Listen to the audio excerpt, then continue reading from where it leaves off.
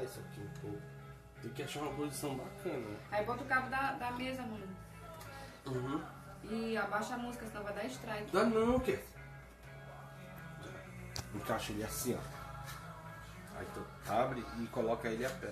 Coloca ele aí. Só que ele vai fazer pro outro lado, pô. Tem que virar a câmera. Alto telefone que foi contrário, né? Como assim? Só abrir aqui. Pato, eu quero um telefone, hein? Tá bom? Tem o teu, entra com o teu aí.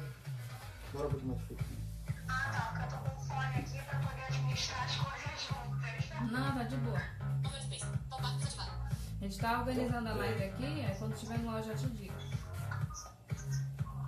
Tá bom. Tu pediu pra alguém gravar? Pedi pra Flávia, que já grava sempre. Sim, aí me passa algumas informações, que é a professora de química, Não, né? tá numa posição um pouquinho virada.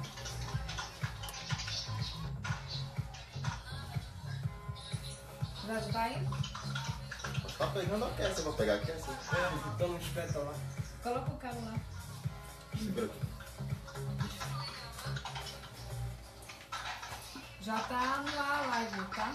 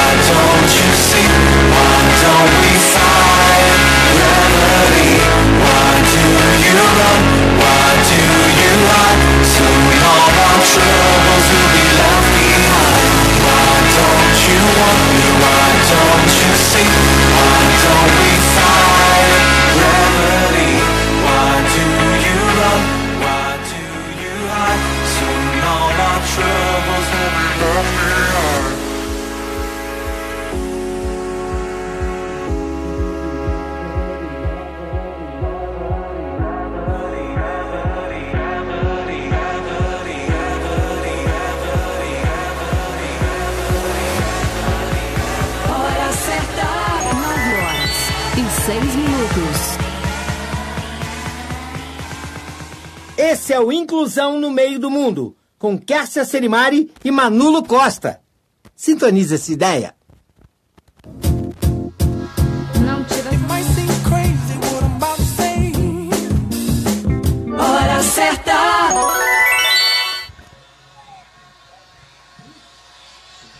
9h06. É isso aí, 9h06, já estamos com ela na linha, diretamente do Rio de Janeiro, a professora de Química, Cristiane Passinato, falando um pouquinho para a gente sobre química acessível para pessoa com deficiência visual, sobre o trabalho que ela vem fazendo até aqui. Ela é técnica na UFRJ, professora lá no Rio de Janeiro. Seja bem-vinda, Cristiane, ao programa de rádio Inclusão no Meio do Mundo. Alô? Alô, Kércia? Oi, seja bem-vinda, você já está lá, pode falar. Já posso? Então, meu nome é Cristiane Passinato, sou professora do Estado aqui no Rio de Janeiro. Eu atuo como técnica em Química da UFRJ e fiz um mestrado que era sobre ensino de Química, né? A gente focou na minha dissertação no ensino de Química para cegos, né? A gente estudou um livro audível que muitos conhecem a linguagem DAISY, né? Eu acho que os cegos em geral devem conhecer. E eu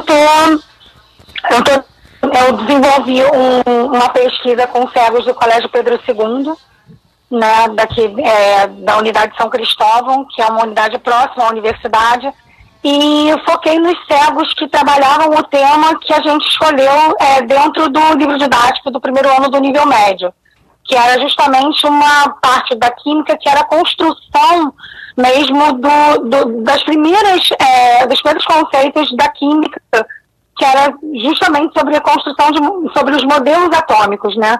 Então a gente quis investigar justamente a parte imagética da coisa, né? Como é que as representações visuais, né, sobre os modelos dos átomos eram apresentadas nesse conteúdo em MacDaisy, né, nesse livro didático, pelos roteiros de audiodescrição. Aí eu fiz todo um caminhozinho, né? Eu fui buscar o pessoal do Dorina Noel, que produziu o livro. Conversei com um dos coordenadores, né? O coordenador do livro, inclusive, que foi o que coordenou a equipe de audiodescrição, que foi o Pedro Millier. Depois eu fiz uma pesquisa mais a fundo com relação à audiodescrição, aí fiz formação na Unesp, no Instituto Benjamin Constant, e por fim eu comecei a estudar a parte a teoria, né, mesmo, que a gente queria tomar como referencial teórico, né, na parte de obstáculos epistemológicos de Bachelard, né. A gente, na realidade, usou isso como ferramenta teórica, a gente estudou, eu estudei a epistemologia de Bachelard, orientada pelos professores Rodrigo Volcão Almeida e Valdemir Araújo Neto, né? Mas o professor Volcão, ele é mais voltado para a área de epistemologia de Bachelard, e ele me ajudou muito nesse caminho da minha construção do conhecimento sobre a epistemologia dele. E sobre o que era realmente essa questão dos obstáculos. E aí a gente começou a analisar os capítulos envolvendo esse tema a partir desse ponto de vista, né? A gente começou a buscar quais eram as dificuldades que possivelmente os cegos poderiam ter, e depois a gente foi para as entrevistas, para o corpo a corpo, né, para a pesquisa de campo na UFRJ, no Colégio Pedro II. Na UFRJ eu desenvolvi a dissertação, e depois, como produto final, porque todo mestrado profissional de ensino de química ou de outros tipos de mestrado profissionais, eles exigem que a gente produza um produto final, né? A gente faça um produto final e divulgue tanto o produto na dissertação, quanto e também o produto em si, como seus resultados, né? Debata os seus resultados. E a gente tentou fazer isso, e está tentando direto fazer para fazer, no caso do produto final, um canal, né, com os professores de química para debater o ensino de química para cegos. E que acabou se ampliando. A gente está falando também de ensino de química para pessoas com deficiência em geral. E aí eu estou tentando, de todas as formas, conseguir ferramentas, apoio, parcerias, para a gente tocar esse projeto cada vez mais, fazer o que eu puder pelo cego e pelas pessoas com deficiência. O que foi que você encontrou mais dificuldade até aqui? Dificuldade? Uhum. Você está falando com relação à minha pesquisa?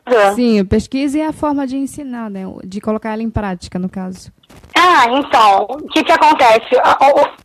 Onde eu encontrei o estímulo para buscar esse assunto e levar para os meus orientadores? Eu tive um aluno cego no meu primeiro ano, assim que eu comecei a atuar no Estado. Eu entrei em sala de aula, eu tinha 3 pessoas com deficiência, 3 estudantes que possuíam algum tipo de problema que não estava ali na minha vivência geral, né, regular. E eu, professora do Estado nova, tendo que me dividir em 5 escolas e com um trabalho na UFRJ durante o dia, e eu não tendo muito preparo, muita formação para isso, eu me senti com dificuldade, mas, por exemplo, a menina que era surda tinha uma intérprete, a cadeirante se socializava muito bem, então ela se virava, né, e muito bem, e elas eram ótimas alunas. E já o menino que era cego ficava num cantinho, eu nem sei qual foi o destino dele depois, e eu já tinha envolvimento com o Benjamin Constant, eu já tinha sido ledora do Benjamin Constant, e isso me frustrou muito. E eu tinha um envolvimento com pessoas com deficiência há muito tempo. Eu participei de um grupo chamava Bengala. Bengala Legal não. Bengala Legal eu conheci o MAC no Elo Coeficiência. No Elo Coeficiência era do grupo que fazia esse elo com eficiência. Então a gente trabalhava questões da vivência da pessoa com deficiência lá nos primórdios. Na realidade, eu era de mística, uma pessoa que era cadeirante, tinha problemas de mobilidade e hoje ela é uma grande empresária, inclusive. E eu conheci uma pessoa que era surda profunda, que era química na UFSC. Então, eu tive um envolvimento muito forte com pessoas com deficiência o tempo inteiro. Meus pais até achavam engraçado que eu era muito, né? Eu participava de projetos para todos. Eu sempre estava uma coisa que ou deficientes, ou idosos, ou crianças e educação. E eu falei, olha, eu tenho algo me move. E quando eu levei isso para os meus orientadores, eles não tinham a menor ideia de como começar a trabalhar com isso, né? Com o tema, com a questão. E foi a gente primeiro tateou Vygotsky, né? A gente foi lá dar uma olhada na defectologia, que foi uma área que o Vygotsky desenvolveu. A gente ficou muito mobilizado por um filme que era um documentário, que é o Borboletas de Zargotsky, que falava muito da surdo-cegueira, falava da escola de Vygotsky russa, né? Que era, né, apesar do nome feio, defectologia, ele envolvia uma questão muito bonita, que era justamente a coisa do social, né, sendo que assim, a escola em si, especial, assim, na perspectiva da inclusão, ela não é tão assim inclusiva, porque ela acaba juntando as pessoas com deficiências nas suas deficiências e entre elas, né? Então, agora, essa perspectiva da inclusão moderna é um pouco diferente do que era social né, no caso dessa época, desse documentário. Então, a gente foi vendo, né, e por conta da vivência e da experiência teórica do meu orientador mais próximo, ele tinha que me ajudar com o bachelar.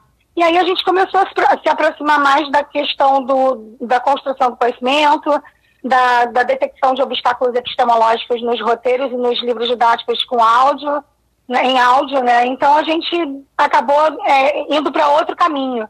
Então isso foi uma grande dificuldade inicial, né? Que até a minha qualificação eu era muito crua no meu referencial teórico por conta da minha dedicação às leituras de Vygotsky. E aí depois a gente né, transformou isso em conhecimento para trabalhar mesmo com o cego.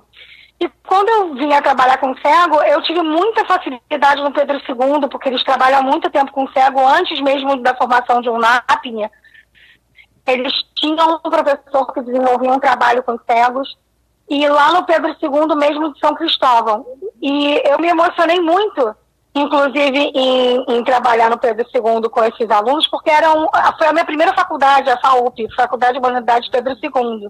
E lá eu pude, encontrar no núcleo de atendimento a pessoas com necessidades especiais, muitos alunos com baixa visão e com cegueira, e eu foquei nos que eram totalmente cegos do primeiro ano do nível médio, que viam a matéria que a gente estava estudando. E foi bastante bacana. Agora, eu não tive dificuldade nenhuma de trabalhar com os cegos. Até ao contrário, eu tive facilidade. Agora, eu tenho colegas que têm. Agora, eu tive inicialmente, quando dei aula em sala de aula, porque era uma vivência diferente. Eram 40 alunos em sala de aula, né? Então, a diferença de você estar num núcleo de atendimento em separado é muito grande para você estar numa sala de aula. Eu acredito que a grande barreira da gente seja esse atendimento, né, inclusivo, né, esse atendimento inserido na sala de aula. Professor, e como é que está sendo a aceitação dos demais professores da sala regular, referente ao seu projeto, Química Acessível? Desse trabalho? Sim, do meu projeto? Sim. Assim, no Pedro II, eu tive alguns depoimentos negativos, assim, no sentido da resistência dos professores virem a adotar algum procedimento inclusivo, sendo que você não precisa modificar a sua vivência em sala de aula. Você pode fazer alguma coisa que seja proveitosa tanto para o cego quanto para as pessoas em geral mesmo, os alunos regulares. Os dois lados vão conviver e vão trocar saberes e habilidades que vão ser ricas para os dois lados. Então você pode já adaptar a sua aula, ou então programar a sua aula, planejar com práticas inclusivas, né, que venham a beneficiar o seu aluno. O professor tem que ser um pouco mais pesquisador, tem que ser um pouco mais observador, né? Isso requer um pouco mais de trabalho, e eu acho que, assim, os professores, por estarem sendo mal remunerados, por estarem sendo assoberbados de obrigações, né? Porque a família pede, a escola pede, tem o conteúdo programático para resolver, para poder vir a cumprir, a questão do Enem, tudo junto, e vários alunos em sala de aula. Então o professor fica um pouco assustado de início de conversa. Depois que ele começa a vivenciar, a discutir, a debater a questão da inclusão, eles começam até a abrir um pouco o olhar, né?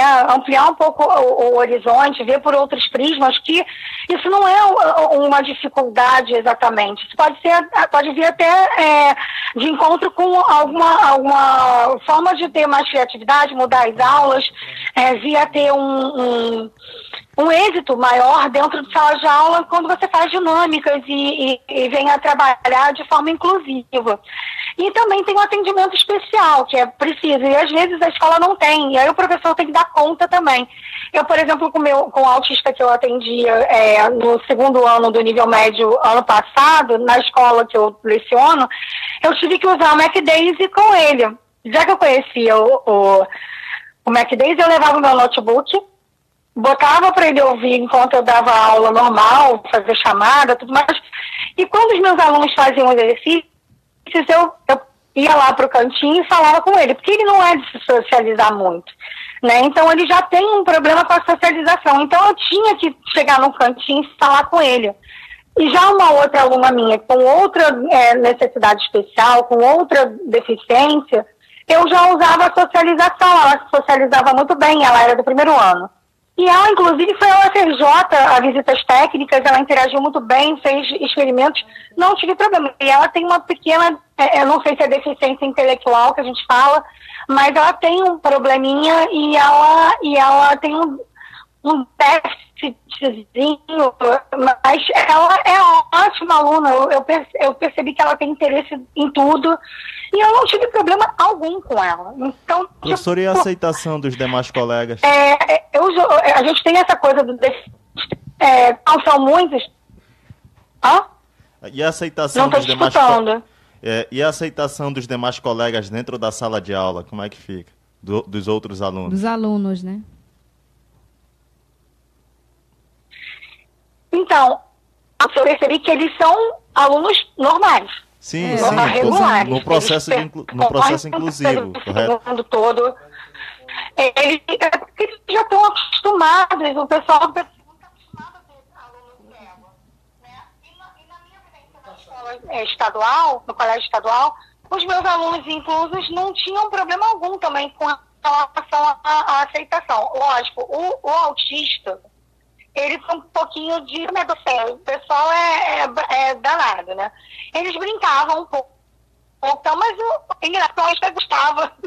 E aí que ele socializava. Então ele caía na gargalhada. Então, de uma certa forma, as coisas eram leves.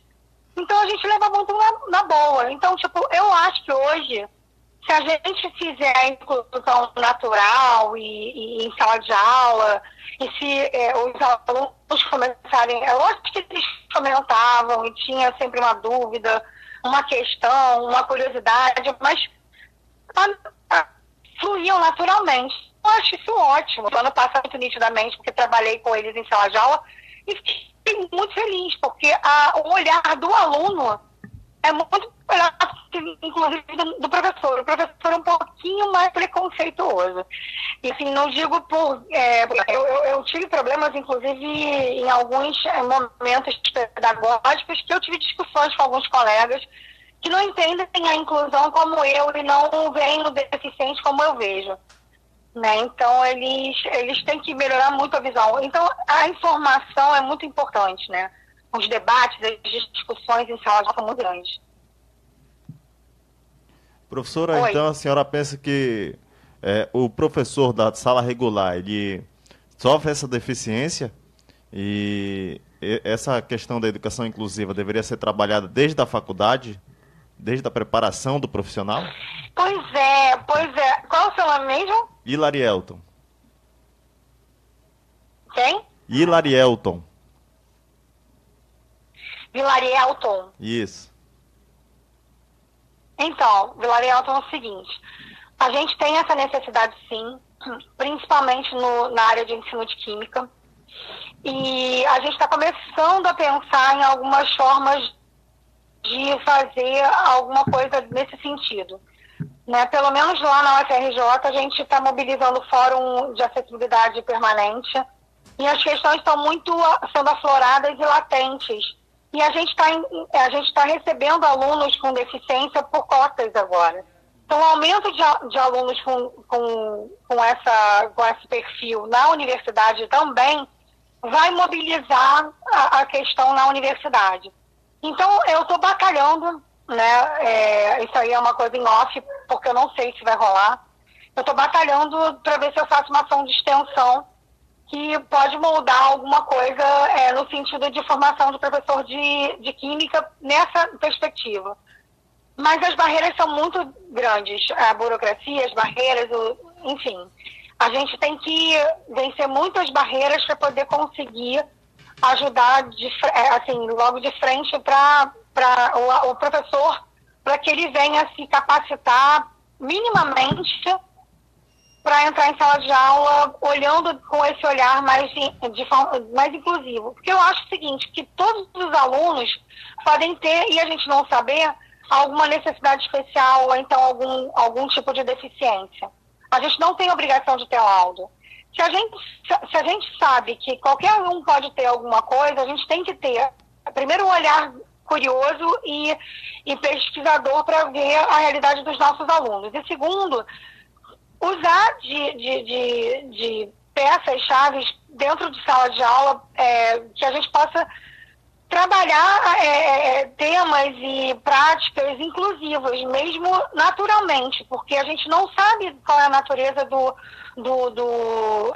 problema do aluno, né? Então, a gente tem que começar fazendo práticas mais que não é só inclusivas no sentido até de deficiência ou necessidades especiais, mas também sociais, né, com a questão da etnia, da raça, da questão de gênero. A gente tem que discutir essas coisas todas, que isso também não deixa de ser inclusão. Né? Então, a escola está muito pouco preparada para isso, não é só o professor em si. A escola, a falta de recursos, a falta de investimento de governo. Tá? Então, essas coisas todas não se discutem profundamente. E só se coloca a lei lá, ou então se faz uma notícia, um fato. Vamos ver se volta aqui a conexão. Que caiu. E aí, vivo, oi, Tim. Né, a gente fala tudo que é para não... Voltou. Oi, voltou a conexão. Oi, tá ouvindo? Tá ouvindo? Tô ouvindo. Cris, voltei agora, né?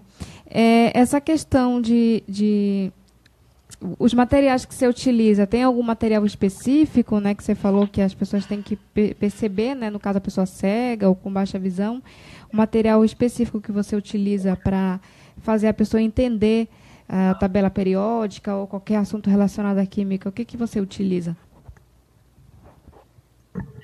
Oi, gente. Desculpa aí a queda de conexão. Vou tentar resumir, porque eu falo muito. Então, A tabela periódica é aquele tabu, né? Todo mundo gosta de falar da tabela periódica porque ela é bonitinha, coloridinha, mas ela é feita só para consulta, né? E realmente existem muitos trabalhos na área de química que estão envolvendo a parte tátil para o cego, a questão do QR Code para o pessoal surdo para acessar uma tradução em libras. Existe um dicionário de braille né, de química. Então, a gente já tem alguns passos dados, né? E agora, o que é mais importante é a gente pesquisar a construção do conhecimento mesmo do aluno. Porque o cego, ele é a pessoa com necessidade, a pessoa com cegueira, né, com a deficiência visual, no caso do cego total, ele nasce ou quando fica cego muito cedo, ele abstrai o tempo inteiro, né? Ele faz associações o tempo inteiro para poder fazer um banco imagético, visual e tudo mais. Então, a audiodescrição ajuda muito ao cego. Mas no caso da alfabetização e da cultura cega, todo em braille e tátil. Então, o estar no mundo, né, o ver o mundo é através dos dedos, no caso especificamente do cego, né? E aí o que acontece? A gente tem uma barreira aí com relação à questão da química ter uma linguagem toda abstrata e o cego ser muito realista por conta dessa coisa realista não, ele é abstrato, mas ele tem essa necessidade do realismo do toque, né, de entender pelos dedos, né. Então, o que acontece? Há uma problemática com relação a como o cego vai conseguir entender a imagem, formar a imagem na cabeça dele e ligar ao conceito que ele... Né? Ou então, se essa imagem é matemática, física, tem um campo da física ou da matemática, é mais difícil ainda, porque o cego ele tem essa barreira. E aí, o que acontece? Você tem que usar de várias formas para chegar a ele, para os caminhos compensatórios dele, né? Então, isso o Vigotti me ajudou a saber um pouco disso. Então, existe uma possibilidade pela multimodalidade, ou seja, a gente mudar os modos de apresentação do desenho, né? Ora de forma tátil, ora áudio, se a gente puder ativar outros sentidos, né, que sejam correlacionados com relação a sensações, no caso do olfato, o gosto, seria excelente, porque eles têm a possibilidade de fazer o caminho que eles acharem melhor. Mas o que acontece? Na prática, a gente vai ver que, de acordo com o aluno, eles se adequam a hora alguns recursos visuais, a hora alguns recursos táteis. Alguns alunos têm perfis um pouquinho diferentes e acabam se adaptando cada um a um tipo de modo, né? Ou eles ouvindo uma audiodescrição conseguem imaginar a imagem e já ser ligada ao conceito, ou fazer isso tudo muito né, instantaneamente, porque a gente acha que tudo é um processo, né? Eles não, eles fazem tudo ao mesmo tempo. E, ora, alguns já tateando melhor. E mesmo os que ouvem e encontram já um caminho, eles, quando vão pegar o material tátil, eles sentem mais e eles acham que ajuda. Então, o que acontece? A gente tem que realmente experimentar com o aluno. É uma coisa que não tem como a gente fazer sem falar com o cego. Tanto que a gente fala, né? Tudo para eles, nada sem eles, né? Porque a gente precisa do cego para validar qualquer metodologia, qualquer técnica, qualquer material. Porque sem ele a gente não sabe como realmente eles vão reagir. Se vai servir para eles, né? É isso aí, né? E a gente queria falar um pouquinho para... Kércia? Tá ouvindo? A gente queria falar um pouquinho para concluir, Cris, da questão da sua participação aqui na rádio a partir da semana que vem, né? Pode falar para o pessoal essa novidade. Uhum. Então, eu queria agradecer a vocês pelo espaço queria disponibilizar meu WhatsApp para o contato com as pessoas me procurarem para a gente continuar o contato por grupos de WhatsApp e pelo canal do Química Acessível, que eu tenho um blog que também faz uma sincronização no Facebook, grupo de Facebook. O blog é Química Acessível, com um A só, tá, gente? quimicaacessível.wordpress.com.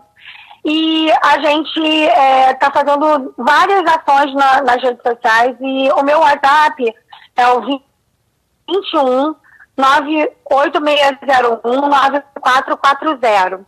Pode entrar em contato comigo, que eu não tenho problema com relação a falar com quem quer que seja sobre o assunto que a gente está pautando. E com relação a fala que eu vou entrar todos os sábados no programa, a partir da semana que vem, nós vamos produzir um áudio com o tema da semana, que vai rodar durante a semana na Rádio Inclusão no Meio do Mundo. E esse áudio vai dar conta de apresentação do tema, canais de participação e a participação de vocês também no quadro Química Acessível no programa Inclusão do Meio do Mundo. Então a gente vai estar se encontrando de 10 a 15 minutos todo sábado no programa da Kércia. Então eu aguardo vocês no caso, já estreando na próxima semana.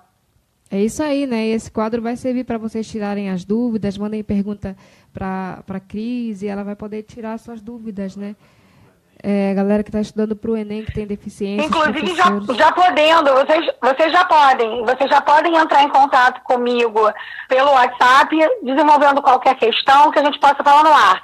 Eu também tenho um Twitter do Química Acessível, tá? É o twitter.com/Química Acessível, e o Instagram é a mesma coisa, Química Acessível. Esses dois, o Twitter e o Instagram, são canais mais de divulgação, que eu posso usar, inclusive, online, quando a gente estiver na nossa dinâmica na rádio. O WhatsApp, Instagram e Twitter podem ser veículos instantâneos para a gente se comunicar com o nosso público. É isso aí, Cris. A gente quer agradecer a sua participação aqui, né? E, por que você precisar, é só mandar um áudio, mandar uma mensagem, que a gente está aqui com o espaço aberto. E semana que vem a gente aguarda o quadro aqui, Química Acessível, mais uma parceria aí que a gente está formando para informar a pessoa com deficiência. Bom dia. Ok. Bom dia, obrigada a vocês. Até mais. É isso aí, foi a entrevista com a Cristiana Passinato, diretamente do Rio de Janeiro, né?